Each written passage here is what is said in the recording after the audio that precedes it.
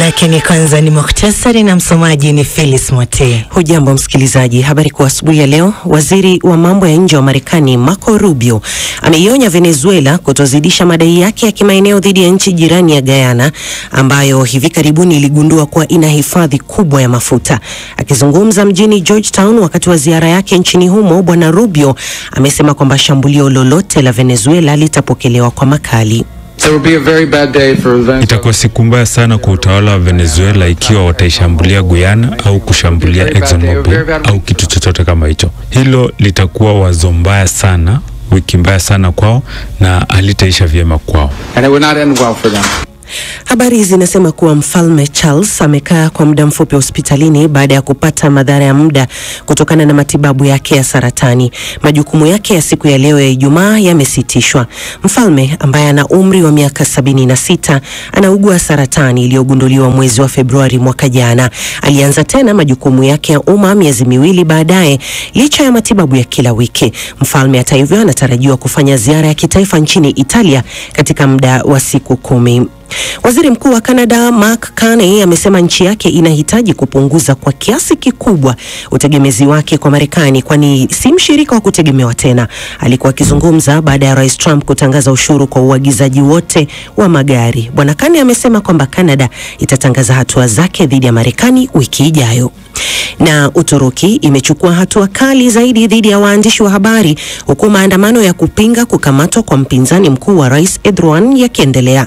Mamlaka ilifunga vituo kadhaa vya televisheni vya upinzani na wakamfukuza kutoka nchini humo mwandishi wa BBC Mark Lowen aliyekuwa anaripoti kuhusu maandamano dhidi ya serikali. Hii ni BBC. Mukhtasari umesomwa na Phyllis Mote. Unasikiza matangazo ya Amka na BBC kutoka idhaa ya Kiswahili ya BBC na unayapokea kupitia redio wa shirika mbalimbali ikiwemo Radio Free Africa na Radio 1 nchini Tanzania, Mwanedu FM na Must FM nchini Kenya na Radio Muungano Beni huko Jamhuri ya Kidemokrasia ya Kongo. Pia unaweza kuyapokea kwenye internet tovuti ya bbcswahili.com ama kupitia ukurasa wetu wa Facebook BBC Swahili. Leo uko nami Sarafina Robi nikiwa katika studio zetu mjini Nairobi. Hii ni BBC. Tukianza ni kwa waziri mkuu wa Canada Mark Carney amesema uhusiano wa zamani na Marekani umekwisha. Amesema nchi yake inahitaji kupunguza kwa kiasi kikubwa utegemezi wake dhidi ya Marekani kwani Marekani sio mshirika wa kutegemewa. Na Steha Mohamed na maelezo zaidi. Waziri huyo mkuu Mark Carney alisema hatua ya kuongezwa kwa ushuru huo dhidi ya Canada kwa 25% kwa bidhaa zake kuingia Marekani unakiuka mikataba iliyopo ya kibiashara na atafanya mazungumzo na utawala wa Marekani katika siku zijazo. Hata hivyo, Carney amesema nchi ya Canada itatangaza hatua zake za kukabiliana na ushuru huo wiki ijayo. Bwana Carney alikuwa akizungumza baada ya Rais Trump kutangaza ushuru kwa uigizaji wote wa magari, jambo ambalo linasemekana litaathiri pakubwa Canada. Ninakataa jaribio lolote la kudumisha, kutudhalilisha sisi na kutusambaratisha ili Marekani iweze kutumiliki. Hilo halitotokea kamwe. Na majibu yetu kwa ushuru huu wa hivi karibuni ni kupinga na kujilinda na kujijenga. Tutapambana na ushuru wa Marekani kwa hatua zetu za kulipiza kisasi za biashara ambazo zitakuwa na athari kubwa zaidi nchini Marekani na athari za chini kabisa hapa Canada. Alisema ni wakati wa Canada kutafakari ushirikiano wake na jirani wake wa kusini ambao umebadilika kwa kiasi kikubwa sasa na unaonekana kuwa hauna msingi thabiti. Uhusiano wa zamani tuliokuwa nao na Marekani kulingana na kuongezeka kwa ushirikiano wa uchumi wetu na usalama thabiti wa operations za kijeshi umekwisha. Kile ambacho Marekani itafanya baadaye haijulikani, lakini kilicho wazi ni kwamba sisi kama wa Canada tuna wakala, tuna nguvu, sisi ni viongozi kwetu, tuna uwezo wa kudhibiti hatima yetu. Our destiny. Awali Rais Trump alielezea sababu zake za kuongeza ushuru katika nchi hiyo na mataifa mengine kama vile China na Mexico kama njia moja ya kulinda na kuunda kazi za ndani za Marekani na kusema ni mpango wa kukuza uchumi wa Marekani na kuongeza mapato ya kodi.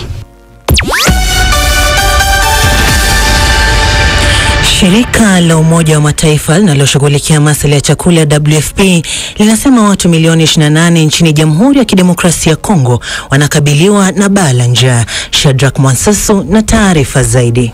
Kuongezeka kwa migogoro ya kikanda na misaada michache ya kibinadamu inamaanisha kuwa watu wanapata matatizo ya kupata chakula. Msemaji wa WFP nchini DRC, Sherei Takrari, amesema watu wengi wameathirika na mapigano lazima yakome. They are now having to sell what little they have. Kwa sasa wanalazimika kuuza kidogo walichonacho ili kupata chakula. Wengine wanakosa chakula cha kulisha watoto wao na hivyo wanapata utapiamlo. Vilevile wako katika hatari kubwa ya magonjwa na vifo. Uhalifu umefikia kiwango cha kutisha. Usalama umelemaza uchumi wa eneo hilo. Ikiwa huna amani, kama hakuna hata mapendekezo ya kupata amani, kama huna mpango wa usitishaji vita, ni watu hao ambao wataendelea kuteseka. It's those people that will continue to suffer. Mapigano yanayoendelea kati ya jeshi la waasi wa M23 yamesababisha hali kuwa mbaya katika taifa hilo lenye utajiri wa madini. Kulingana na wachambuzi wa WFP na shirika la chakula na kilimo, watu milioni 28 ambayo ni karibu robo ya wakazi wa nchi hiyo sasa wanakabiliwa na uhaba mkubwa wa chakula. Miongoni mwao ni raia wa Kongo milioni 3.9 ambao wanakabiliwa na hali ya dharura iliyoainishwa chini ya viwango vya njaa. Takwimu za hivi punde zinaonyesha kuwa katika majimbo ya Kivu Kaskazini, Kivu Kusini na Ituri, zaidi ya watu milioni 10 wana uhaba wa chakula. WFP imesema inalenga kuwafikia watu milioni 6.4 nchini DRC kwa msaada wa chakula na lishe mwaka huu wa 2025. Hadi sasa imesimamia watu 464,000 katika maeneo ambayo imeweza kuyafikia tangu mwezi Januari. Uturuki imeendeleza msako dhidi ya wanahabari kutokana na maandamano yanayopinga kukamatwa kwa mpinzani mkuu wa Rais Recep Tayyip Erdogan. Imemwondoa mwanahabari wa BBC McLowen nchini humo ikimtaja kuwa tishio kwa usalama wa umma. Mwanahabari huyo amekuwa akiripoti maandamano yanayoendelea huko. Kiongozi mkuu wa Istanbul amesema maandamano yataendelea nchini kote hadi meya wa Istanbul Ekrem İmamoğlu atakapoachiliwa huru. Ili kuangazia maandamano haya na kwa nini yanaonekana kutikisa Uturuki, awali nimezungumza na mchambuzi wa masuala ya kisiasa Ibrahim Rahbi ambaye anaanza kwa kuelezea kiini cha maandamano hayo.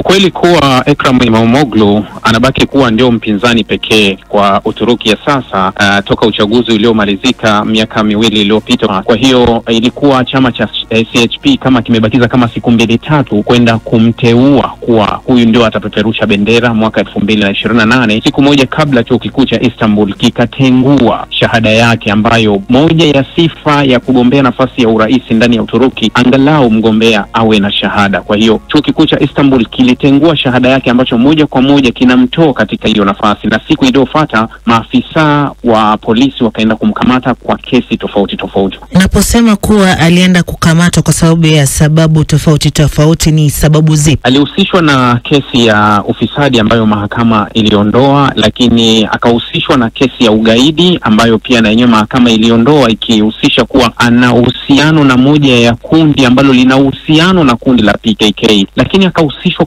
mashtaka ya rushwa. Lakini baadaye kuna kesi ambayo inatajwa kama utakatishaji wa fedha. Kumekuwa na kesi zinabadilika ambazo zinamhusu İmamoğlu. Tafrani hizi pia zinapelekea kuyumba kwa sarafu ya nchi hiyo. Sasa upi mkakati wa Erdogan kukabiliana na wapinzani wake bila kuyumbisha uchumi wa nchi hiyo? Amejitahidi sana kutuliza utulivu wa ndani ya nchi. Hata Uturuki ambao watu tulikuwa tumeizoea zamani kuwa kosa usalama, milipuko ya hapa na pale, amejitahidi sana kuweka utulivu na kuvutia mamilioni ya watu kutembelea Uturuki bila kuwa na hofu yoyote. Kwa hiyo kuna nafasi amejitahidi, lakini bado huwezi kumweka pembeni Erdogan na siasa anayoiendesha ambayo kuwa haikubaliki sana na magharibi. Kwa hiyo Erdogan sera zake hazitoki kwenye misingi ya kidini. Bado unaona Erdogan hatembei kwenye misingi hata ya Mustafa Kemal Atatürk ambaye ni muasisi wa taifa ile, ambaye alitoa Uturuki kutoka Ottoman. Lakini kusema kutenganisha hili la uchumi na hii inakuwa ni vigumu sana, kwa sababu hivi vitu vinaendana pamoja. Vurugu zinavyotokea Uturuki, safari nyingi za watu wameakhirisha kwenda, kwa sababu vurugu ziko Istanbul na miji mingine mikubwa. Kwa hiyo unaona kuwa hii pia inaweza ikasumbua. Si mara ya kwanza ambapo Erdogan anaonekana kuwaandama wapinzani ama wakosoaji wake kwa kutumia nguvu kupita kiasi. Sasa kuhusu demokrasia kama ilivyokuwa siku za nyuma, unaweza kusema labda demokrasia kama imerudi nyuma au imeenda mbele. Unajua demokrasia ni tafsiri. Wakati mwingine kuwa tunatafsiri vipi demokrasia? Ukiangalia uchaguzi wa Uturuki uliomalizika, naenda kaangalie turnout ya watu waliotoka kwenda kupiga kura, inakaribia 90%. Kwa hiyo wakati mwingine ukifananisha na nchi ambazo kuwa unaamini zina demokrasia kubwa, mfano uchaguzi uliofanyika Ufaransa, Italia, utaona kuna tofauti kuwa Uturuki walijitokeza wengi zaidi kwenda kwenye kuchaguana kuliko zile nchi ambazo tunaamini zina demokrasia kubwa. Kwa hiyo tafsiri ya demokrasia, kila nchi inaweza ikaweka tafsiri yake kwa kulingana na watu wake wanavyoona. Je, unadhani nini itakuwa hatma ya sakata hii ya kisiasa? Mwaka wa uchaguzi bado tuna miaka 3 mbele, ndio uchaguzi wa Uturuki ambao utakuja. Sasa upinzani wa Uturuki ulikuwa na nafasi ya kutulia na kujipanga, kwa sababu kama lengo lao ni la kufanya mabadiliko ya utawala, inawezekana kujipanga na kutafuta mtu mwingine ambaye kuwa atakuja kumshinda Erdogan. Hatma ya Uturuki bado tuiweke 50-50.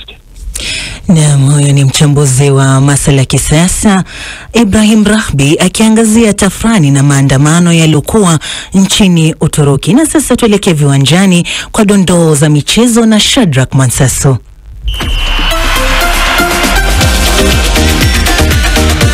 Asante Sarafina. Uongozi wa ligi kuu ya soka ya England ya Premier League umetangaza kuwa kutakuwa na madirisha mawili ya uhamisho wa usajili wakati wa majira ya joto ili kuziruhusu klabu za Manchester City na Chelsea kuweza kusajili wachezaji kabla ya kushiriki michuano ya kombe la dunia la vilabu. Dirisha hilo la usajili litafunguliwa kati ya tarehe 1 ya mwezi Juni hadi Juni 10, kisha likifungwa kwa siku 5 kabla ya kuanza tena kuanzia Juni 16 hadi tarehe 1 ya mwezi Septemba. Msimu huu wa joto utaangazia zaidi michuano hii ya kombe la dunia kwa klabu la FIFA ambalo litahusisha timu 32 na kuupitisha mfumo huu wa kombe la dunia baada ya miaka michache iliyopita. Wakati huo shirikisho la soka barani Ulaya UEFA limeanza kufanya uchunguzi kuhusu tuhuma za utovu wa kinidhamu kwa wachezaji wanne wa klabu ya Real Madrid baada ya kupata ushindi wao wa hatua ya 16 bora wa ligi ya mabingwa wakicheza dhidi ya Atletico de Madrid. Wachezaji Antonio Rudiger, Kylian Mbappe, Vinicius Junior pamoja na Dani Ceballos wanadaiwa kuonyesha vitendo hivyo vya utovu wa kinidhamu kwa mashabiki baada ya timu yao ya Real Madrid kushinda dhidi ya upinzani wao kwa mikojo ya penalti na kutinga katika hatua ya robo finali. Wakati wa mchezo, picha za runinga zilimwonyesha mchezaji wa safu ya ulinzi wa Ujerumani Rudiger akionekana akifanya vitendo vya ishara ya kikatili kwenye umati wa mashabiki baada ya ushindi huo, huku wachezaji Kylian Mbappe naye akifanya kitendo hicho cha utovu wa kinidhamu, na wachezaji hao wanaweza kukumbwa na adhabu ya kufungiwa. Kwenye soka, kwa kuhitimisha, mshambuliaji wa klabu ya Arsenal ama The Gunners Bukayo Saka huenda akajumuishwa katika kikosi ambacho kitamenyana dhidi ya Fulham katika mechi ya ligi kuu ya England wiki ijayo. Bukayo, miaka 23, amekuwa nje ya dimba tangu mwezi Disemba mwaka jana baada ya kupata maumivu ya nyama za paja ambayo aliyapata kwenye mchezo ambapo walipata ushindi dhidi ya Crystal Palace na ilihitajika kufanyiwa upasuaji. Mwisho Sarafina, nasema hivi, mwambie golikipa wetu Patrick Matasi aache kutuhujumu. Mwisho dondoo za kimichezo asubuhi ya leo.